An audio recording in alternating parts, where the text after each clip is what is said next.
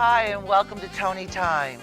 We have back one of our family members, Patricia Burke. Patricia, welcome. Hi, Toni. It's nice to be back again. Well, if you remember our last show, we were talking about R2D2 or danger, danger, danger, and that's when I found out Patricia has this love for Star Wars, Star Trek. Star Trek.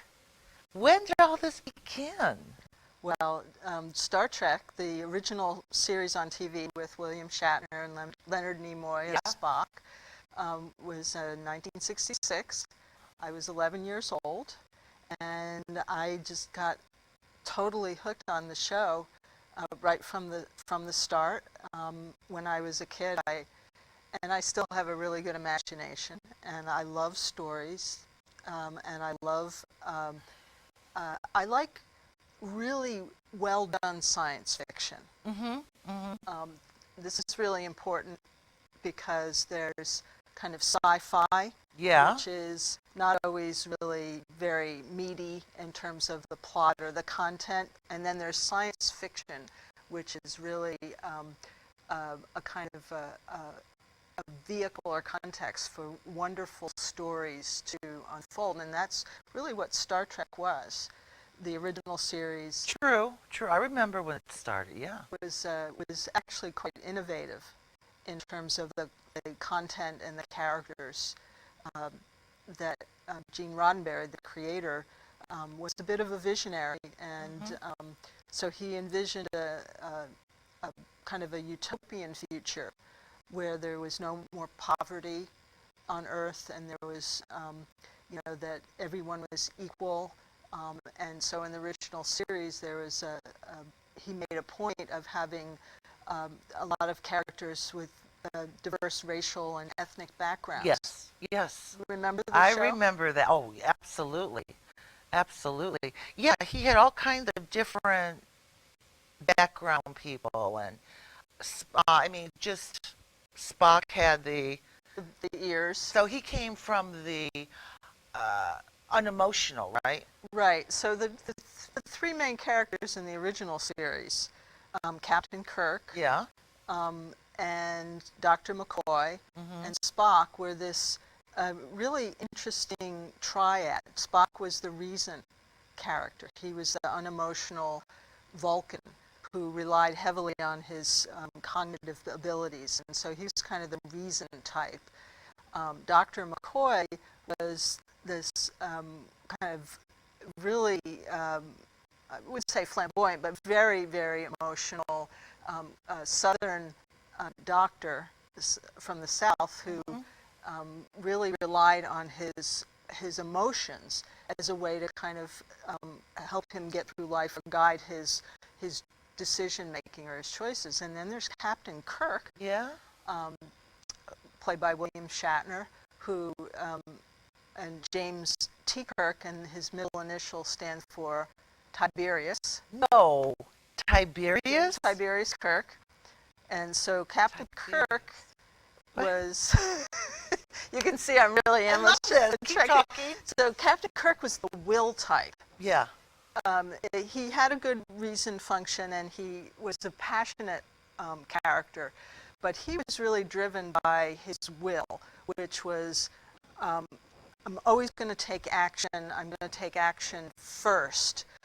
And the interesting thing about these three characters is that together they kind of create this psychological profile of a kind of a really healthy, well-developed human being. Wow, I never thought of it that way. Right? That's true. That's true. So they when they were fighting with each other, things didn't go so well in terms of the plot. But when they worked together, they always got out of these impossible situations to get out of, aliens attacking them, and beings with incredible omnipotence and power would trap them somewhere. And if the three of them could work together, the reason, will, and emotion could work together, then they could come out of these real terrible situations. Because each one automatically reacted. They help each other. Yeah. Our reason, our thinking abilities, when they support our feelings, it enables us to take action from the will place in a way that's healthy for us, but it's also very ethical. The interesting thing about the original series, and all of the series, but particularly the original series, that most episodes were little morality plays. That they would find themselves in some kind of ethical dilemma, and again, when the reason, will, and emotion work together, they would come out, acting in a way that was not just right for the crew of the Enterprise, the starship, or right for one individual personally, but they would come together and figure out what would be the kind of ethical thing to do, for everybody involved. Right. So that was another thing about Star Trek that I think really fascinated me as a kid, that there are these little wonderful little morality plays. But at the time you watched it, you didn't pick up on it. You just... Well, I wouldn't have called it a morality play at that time. No, not at that time. Now, looking back, one of the things that did very much appeal to me was this idea of the characters grappling with what was right and what was wrong in these different circumstances. So that was another part of the whole Star Trek experience that I think may be lost on viewers of Star Trek now, or the more recent the movies that have come back are really much more of what I would call sci-fi, which is focused on the special effects and the kind of action thriller. The original Star Trek series and then the series that followed after that were really much more complex and much more intellectual and much more psychologically sound, and they weren't so focused on the shoot 'em up, bang bang. Right, exactly. Now, Star Trek was the original to all science fiction series and stories that went on. They were the original. The original Star Trek series, which is the one I've been talking about, created by Gene Roddenberry, was aired from 1966 and 1968, and that was the basis for all of the Star Trek movies, the other Star Trek spin-off series that came later. Now, the one when they had, it was a movie, Spock had died. Yeah. And that was so eerie because I never really thought he died. It's like Elvis. He's not dead. He's just living somewhere else. But I never thought he really died. I mean, they had the coffin, they had the whole thing. But I always thought this was just for Captain Kirk to have closure. This is how I thought about it. That he was off on his planet, letting the humans have closure like we do. What's your theory on that? Well, as you probably remember, Spock was reanimated, and so he didn't. I don't know. I suppose you could think of that as a bit of a science fiction resurrection story, because he did come back to life, but he had to relearn, what he had lost when he died. So I think, to me, that was more of a bit of a sci-fi science fiction resurrection story, not so much a story, where, I mean, certainly Captain Kirk had to grapple with his feelings about the loss of his that was friend. A big part of him, as we're talking about. Right. Well, again, both McCoy, also called Bones, and Spock, and Kirk, were really friends. But again, in terms of a kind of psychological understanding, they were really three aspects of the psyche, if you will. Yeah. So to lose one of those would be like losing an arm. Losing an arm, or if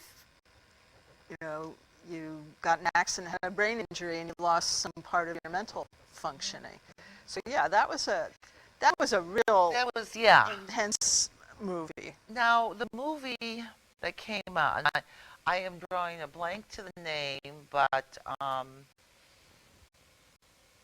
the braids, um, Oh, you're thinking of Star Wars, Star Princess Wars, Leia. Princess That's Leia. that's a whole different. Right, but wasn't that before Star Trek? No. No, okay. Star Wars, the original Star Wars movies came out in the 70s. All right, so that was after Star After Trek. Star Trek. All right, so Star Trek laid the ground for all this, really, going forward. Well, I think Star Trek really what it did was it introduced science fiction to a much broader mainstream audience. Up until that point, science fiction was really much more of a literary genre, and you would see occasionally, in the 50s and 60s, an occasional science fiction movie, Yeah. like The War of the Worlds by H.G. Wells, Mm-hmm. who was a wonderful science fiction writer. Again, that quality Yeah. science fiction where there was a lot of pith and meaning to the story. And Right. then there was The Day the Earth Stood Still. That was a black and white 1950s movie. The Invasion of the Body Snatchers. Yeah. I think that was in the 50s, when it was later a remake was done, I think, in the 80s. Star Trek, I think, really brought science fiction to a much wider audience. So too. In a way that I think was, as for me as a kid, it not just engaged my imagination, but it made me think. Yeah. For example, one of the themes of all of this of the original Star Trek and the subsequent series was there was always one of the characters who was trying to find his or her humanity. Yes. So in the original series, it was Spock, who was half Vulcan and half Earth, Yeah. half human, and he was. So he wasn't just completely logical, but he was trying to find some sense of how he could live with the human side of his nature as well. In Star Trek: The Next Generation, there was Data, who was Yes. an android, Yes. and he aspired to be more human. Oh, he did. I remember Data. Right, and Yeah. so he would do things like, Didn't he fall in love? he didn't exactly fall in love, but he did have a relationship with a woman crew member, Right. and he would program himself to be romantic, and it was this kind of caricature of what romantic might be, because he couldn't really Right. be romantic, because he had to program his ability to be romantic. So in that Star Trek: The Next Generation, Data was the character that was striving towards to be more human. In Star Trek Voyager, there was a character called Seven of Nine who had been a member of the Borg collective. Yes. Yes. And she was disconnected from the Borg, and Captain Janeway was trying to help her reclaim her humanity. And also in Voyager, there was also the Doctor, who was a holographic doctor, Yes. who was trying to become more human. So there was this theme throughout that. Throughout all, yeah. And now that you bring this up, I'm seeing it more, and I'm Yeah. sure our audience is too. Yeah. So there's this wonderful subtext of all of these, what again on the surface might look like, sci-fi and a kind of fiction of the future. Yeah. That the stories themselves were really very psychologically sound and had a lot to do with helping me as a viewer, Yeah. explore my own humanity. Well, what does that mean? Again, a big theme in all of these series was that we need our feelings, that we need our emotions, Data, the android, could not feel emotions. True. So as his character developed, his creator, finally they managed to get Data an emotion chip for his cybernetic brain. And that enabled him to get closer to feeling, being more human and having the full range of human experience because he could begin to feel feelings. Well, lo and behold, the first feeling that he felt was rage, and then the next feeling he felt was fear. And it was like, okay, now what do I do? Now what do I do, and how do I handle this? Right. Yeah. So again, that's a very complex psychological subtext of this character development. So it's really a wonderful way through storytelling and through the imagination to help kind of illuminate this essential human challenge that we face. Okay, in order to be fully human, we need our emotions, we need our reason, True. and we need to be able to have a will function so we can take action in the world. Yes. Whether it's to survive, but also to have relationships, to create a better world. That all comes from the will. Sure. But if we're missing the emotions, then we end up like Data. Well, yeah, and Spock. I mean, couldn't you kind of correlate that to, say, for example, a child growing up in a family that's not emotional? They have no affection. So this child becomes an adult showing no affection. Or they could grow up kind of craving it. Right. It would be one extreme or the other. Yeah. Not just in, it's not an issue that's not just in families, but our culture tends to favor reason over feelings, at least certain emotions. But we have a tendency in our culture, we've kind of morphed into this culture that emphasizes our thinking capacities over our emotional intelligence. And it gets us into trouble. Yeah, it gets us into trouble. We need our emotions to help us navigate the complex experience of being human on this planet, in our communities, in our relationships. So whether it's a child who grows up in a non-affectionate family, or just living in our culture that emphasizes sound bites and information and thinking and problem solving, but using the intellect, we run into trouble if we negate our emotional side. Again, like Data, when we are in touch with our feelings, what happens is we find that we have pleasant feelings like love and joy, and we also have these more challenging feelings like fear and anger and sorrow. And so a lot of times what happens is that if we favor one set of feelings over another, again, we're still cutting ourselves off from our full human experience. And I think, too, some people do not know how to acknowledge it, and they don't know how to work with it. I mean, right now I'm doing a program at the college, and it's to get the new doctors and new people to learn how to talk to different personalities and to touch other people, which I think we're kind of losing. Yeah. And we're going back to Star Trek almost. I mean, if somebody was sick, they had a probe, or they had this, or they had that, and boom, touch of their well. We're kind of heading towards that. And somewhere along the way, we're trying to hang on to the humanity and compassion. Well, again, I'll bring up this character in Star Trek Voyager, the Doctor, who is a holographic figure.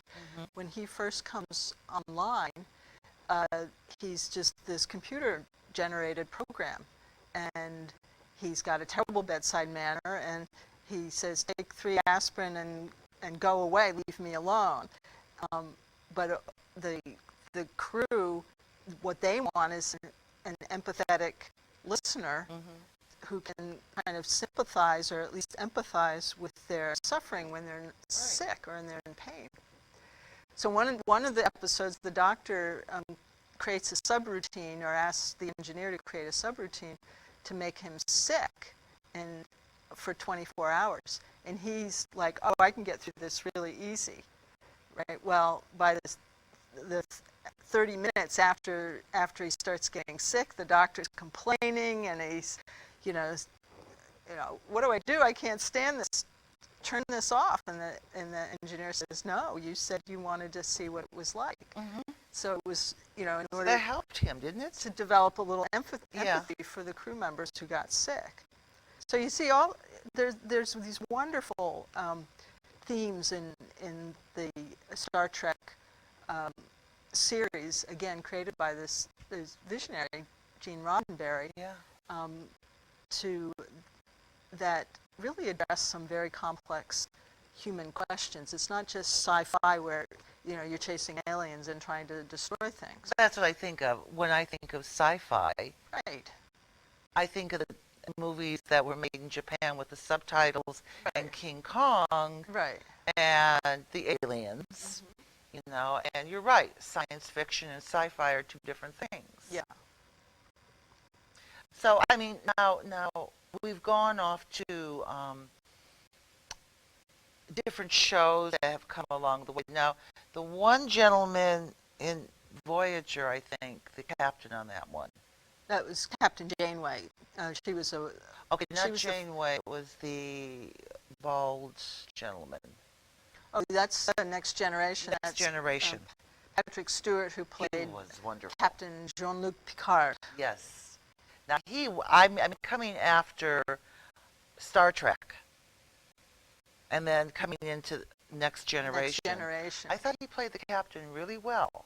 He did such a wonderful job that for someone like me who was an avid Star Trek fan from the original series, when the Next Generation first came on, I was like, oh, this isn't Star Trek. Where's my Captain Kirk? Where's my Mr. Spock? I really miss those original characters.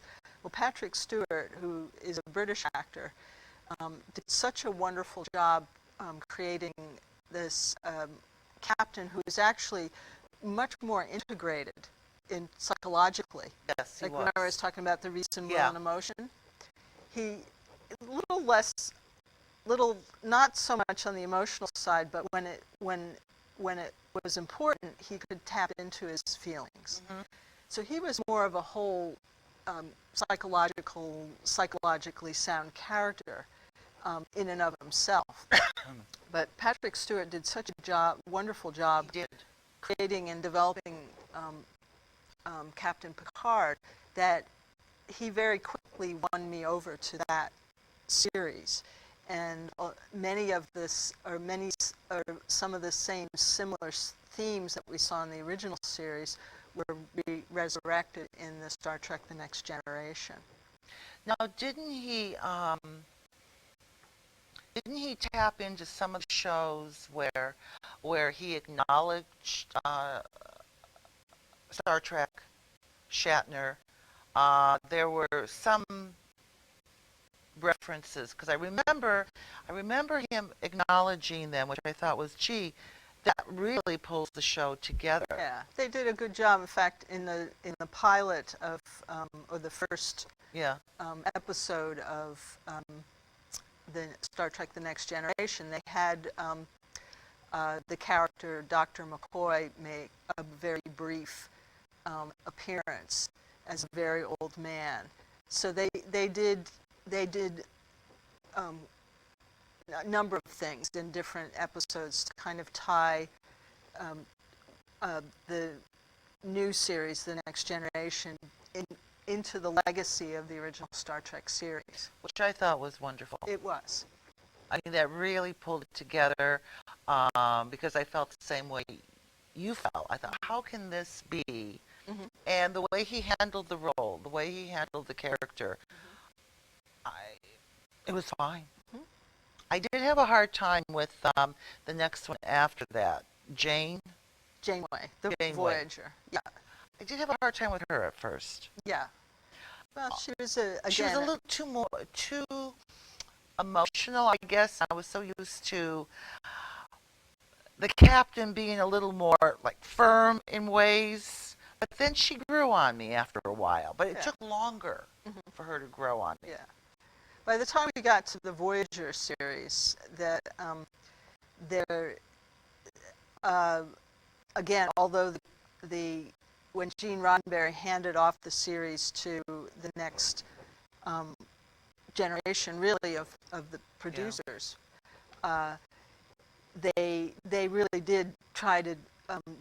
They did a good job of again keeping the spirit of this whole idea of Star Trek, which isn't just this is a shoot 'em up bang bang sci-fi thriller, Yeah. to having these psychologically complex characters. But they put in Voyager, they put the starship in the Delta Quadrant, and they were completely outside of the context of the Federation. So there was a different kind of challenge, which was how do we keep our principles as members of the Federation while we're out here trying to survive Right. and get home. So it took a little while for that show to really fully find its own feet. It did. It did. I mean, I wasn't as in tune to it like every week when it was on, Yeah. but I would try to catch up on it, and yeah, finally it got feet to move forward. But also by that time, we were also seeing in theaters movies like Independence Day and science fiction that was, again, much more of emphasis on special effects, and they became science fiction in terms of the film industry was really moving much more towards action thrillers and away from this the original Star Trek, which again I think were complex, emotionally and psychologically complex characters dealing with um, um, issues of humanity and issues of ethical issues. So that's why I call them morality plays. So when Voyager came around, again there was I think the less interest in the younger moviegoers and TV fans, less interested in that more psychological or more intellectual, if you will, or more complex kind of themes. There was much more of a move towards what we have today, which is science fiction that's what I call sci-fi, which is really much more of an action thriller genre than the kind of psychologically sound morality plays or characters grappling with these complex ethical choices. But as we get older, I mean, looking back at this, I mean, this is what we're kind of dealing with now with people. Yeah. I mean, in your profession, Yeah. I know with my mother and dealing with anxiety, panic, depression, whatever. I mean, we've gone to many levels of that. And her thing was everything outside the world is boring. But her science fiction, she was glued to. Ah. Uh-huh. That made everything normal. That made everything right. Well, the wonderful thing about again, good science fiction or good fantasy like The Lord of the Rings is that through the mechanism of the story, people can meet their demons, if you will, or they can grapple with their feelings or their emotions, their difficult feelings, through the story and through the characters. So Clarissa Pinkola Estes, who wrote the book Women Who Run with the Wolves, I don't know if you're familiar with that. She's a psychologist, a Jungian psychologist, and a contadora storyteller. And she talks about story as medicine. And that while while people are entertained by the story, the medicine is working without us really knowing it so much. So I think what your mother may be expressing is this sense of this, that the science fiction that she enjoys is a kind of healing thing that happens for her without her realizing it. She's focused on the story and Right. the entertainment, Yeah. but there's this other stuff that's going on. And that's true. Yeah. That is very true. I mean, we had her when I lived in New York, trying to get her off her medications that she was on, to get her on something that would really help her. Yeah. We were at Presbyterian St. Luke in lockdown for 30 days because it was the safest way to get her off the old medication, get her on new medication. But it was lockdown. And when I would go up there, I would see a group of people sitting around the television and they're watching science fiction. Yeah. And that was all day. So I think you're absolutely right. I didn't think of it that way. But it reached them in such a way that was not harsh. Yeah. And that, again, as a kid, that's what Star Trek, this original series, did for me. It made me think about life, about... You were 11, right? I was 11. I was a pretty precocious kid. I was thinking about, Yeah. issues about poverty and... Were you really 11? Oh, yeah, and use of force. There's a wonderful thing that runs through all the Star Trek series and movies called the Prime Directive. You remember the Prime Directive? Yes. Really what it is, it basically says, for those of you who aren't Trekkies, is that there's the Prime Directive of the Federation is that you don't interfere with the development of another culture. If you go to another planet and you see, your first contact with a new world, you don't interfere with their natural development. And really what the Prime Directive is a statement about the ethical use of power. Yeah. It's like, okay, I don't just go in and take over a planet or a culture and say, this is the way I live my life. That's best, and this is how you should live your life. Right. So as a kid, I knew the Prime Directive, and I knew that, okay, you don't interfere, you don't force yourself on other cultures. As an adult, I can look back on that and go, oh, well, that's really talking about an ethical principle that helps us understand the appropriate use of power Right. in the world. And that was a young age to learn that. Yeah. It really was. Yeah. Well, as I said, I was pretty precocious, and What did your mother and father do for a living? Oh, well, my dad was an electrical engineer. He Okay. worked for a utility company in New Jersey. My mother worked part-time for some of the time I was growing up for AT&T. I'm just trying to figure out where this came to you as a child to be that in tune. I just always was. I think it just, I was born into this world with this sense of being very open to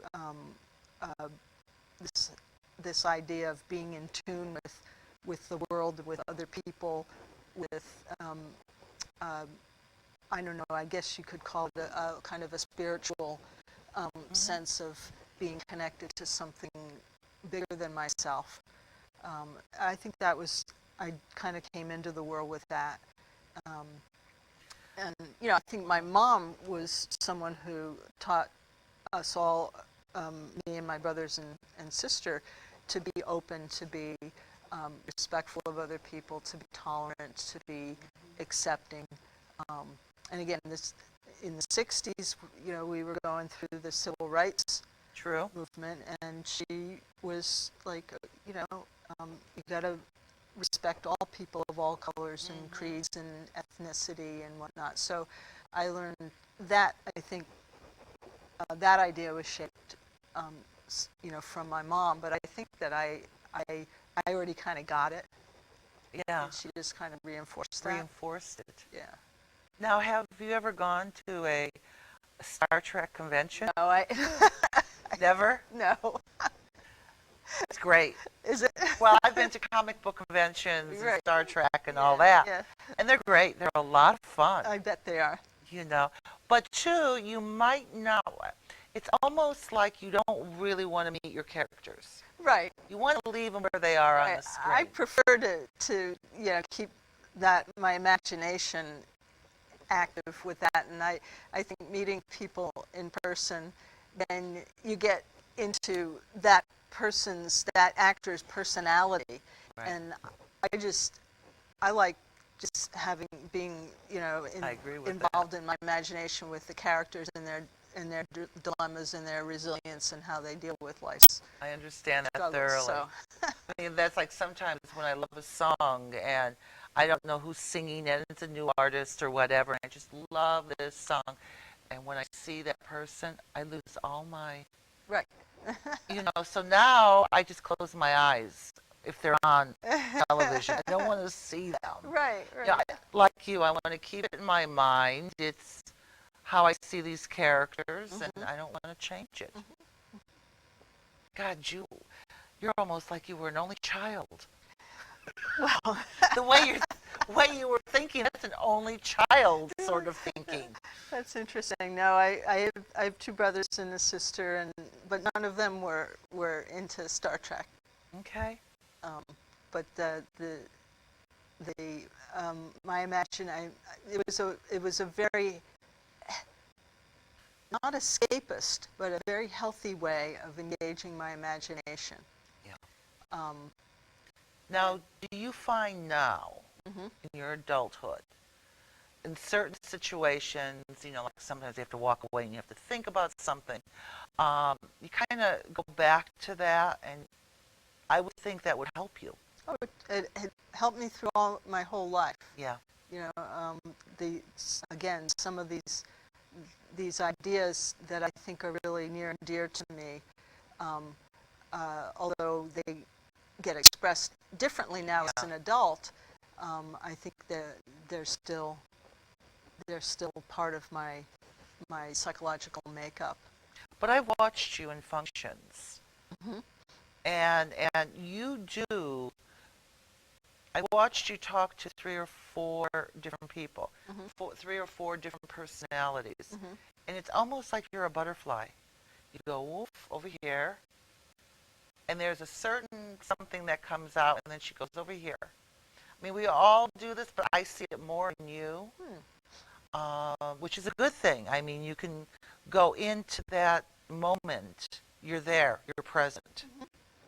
Some people go into moments and they're not there and they're not present. Mm. You are. Oh, thank you. You've noticed that, definitely. And, we see each other at a lot of the functions at Bedford Pool. Okay, we don't want to talk right now. Sorry about that. I just forgot I had my phone right here. So, no, but I do see that in you. Mm-hmm. Wow, I like that. Thank you for that reflection. Well, now that it's come up and we're talking about this, Mm-hmm. I understand it more Mm-hmm. when I see it. Mm-hmm. Well, I think, again, for me, that ability to be in the moment and be present is what makes me a good therapist, a psychotherapist. Yes, Um, absolutely. that I'm genuinely interested and curious about people's stories, about their lives and who they are. And in a way, it's not that different than how engaged I am with the Star Trek characters. It's like, oh, that's really interesting. That's a really interesting, thing that you're struggling with. Or these are really interesting ideas. Or, oh, how is this character, how does Spock deal with friendship with Dr. McCoy, who's so the opposite of him, right? Exactly. By the way, I know we may be getting close to time, but I just want to talk about one character who I really love from Star Trek: The Next Generation. Yes. Counselor Deanna Troi. Yes. She's an empath from Betazoid. She's half human and half Betazoid. And she was literally the ship's psychotherapist or the ship's counselor. So when I just totally fell in love with Deanna Troi. I'm still in love with her today um, as a character. She's great. But the thing that is so that was uh, wonderful about Deanna, or one of the things that was wonderful about her, was that she was very accepting, and Yeah. and had that also that sense of, curiosity and genuine interest in people. And so she could counsel anyone on the ship. She, in fact, had a couple counseling sessions with Data, who has no feelings because he's an android. I mean, it's just wild. But Deanna has a different understanding of empathy than I do, actually, because she really feels other people's feelings, and that's how she is such a good counselor. To me, empathy isn't so much about feeling someone else's feelings, but it's about a willingness to stand in someone else's shoes. Yes. Yes. So even though if I'm working with someone and they're sad, I may not feel their sadness, but I'm really interested in understanding sadness from their point of view. And I think that's what you're keying in on when you say that you notice that I'm very present. Yes. That's a key to being the kind of empathetic that I'm describing. You need to be able to really be in the moment and be present and be willing to step into somebody else's shoes. You do. And that's, I mean, I can see that when you're talking to people. I can see it when we're sitting here and talking. I find other people fascinating. I sit back, I listen, and I like to go and visit other people's worlds. Yeah. I go to the biker bar at Bentley's. I want to visit that world. So I go take a couple friends and we sit and have dinner, and I listen to the music and I watch the people get up on stage, and they're really talented, but it's not like I want to go every week. Right. But I like to visit worlds. Yes. Old Orchard used to have a world. Yeah. They had a reggae band. Mhm. And the biker chicks and the bikers would come, and they were my age, and they're dancing away, Yeah. having a ball. You're a true Trekkie because you're an explorer of different worlds, of alien worlds. Of alien worlds. I love sitting where I shouldn't be. I used to do that all the time. I mean, in a different place, like in Atlanta, usually the people who live on the streets and whatever go underneath the bridge in Atlanta. Well, I went under the bridge. I sat there, talked to a few people. No other reason but just to experience it. Yeah. So what you're saying about, you're listening to somebody who said, and you want to know how that is for them. For them, right. Yeah, I understand that thoroughly. I love this, Toni, because it's like, oh, okay, now I just realized another, reason why Star Trek was so fascinating to me, because they really were explorers of other worlds. Yeah. And you do that by going to biker bars, and I do that, by sitting with folks and exploring their world, their psychological world, or their inner landscape, so to speak. Absolutely. Wow. And I find it fascinating. I have a lot of family members who will say to me, "Why are you doing that?" Well, because I want to know. Yeah. Not that I'm going to do anything about it. I want to know. This is kind of the way it is. Yeah. But I want you to come back so we can talk some more about sci-fi. Okay. Science fiction, and how it kind of all works together. Because I think during that time, Star Trek was ahead of their time. Absolutely. And just the thought of it. Now, before we have to go, but who was the character, and I can't remember which show he was on, the glasses with the thin, That was Geordie LaForge, okay, and I liked him. this was one of Gene Roddenberry's little kind of ironic twists. He initially, on Star Trek The Next Generation, he was the navigator, but he was blind. So they had a blind navigator. Wow. Okay. And that little strip was his visor that enabled him to see patterns of light and energy. So he couldn't see like you and I see, but he was able to see with his visor. But Gene Roddenberry, again, that's why he was such a genius. He had a blind navigator as one of the characters on Star Trek The Next Generation. I love that guy. And just so you know, LeVar Burton, who played that character, Geordie LaForge, he was the young Kunta Kinte in the Roots miniseries. Was he? Wow. Wow. So it's a little bit of I love it. trivia for you. I love it. Oh, we have to talk about this some more. Okay. But we got to go. Deal. All right. All right. It's so fun Thank to be you. here. I know. It's so great having you and going off on different topics like this. Yeah. And how it comes back to your line of work, too. Mm-hmm. You know, it's great. So I hope all of you out there today, thank you for being here, You're Patricia. very welcome. Patricia's phone number is at the end of the show if you want to contact her or send her an email or look at her website. It's all there. And I want to thank you for taking the time and watching our show. And we'll see you soon. Bye-bye.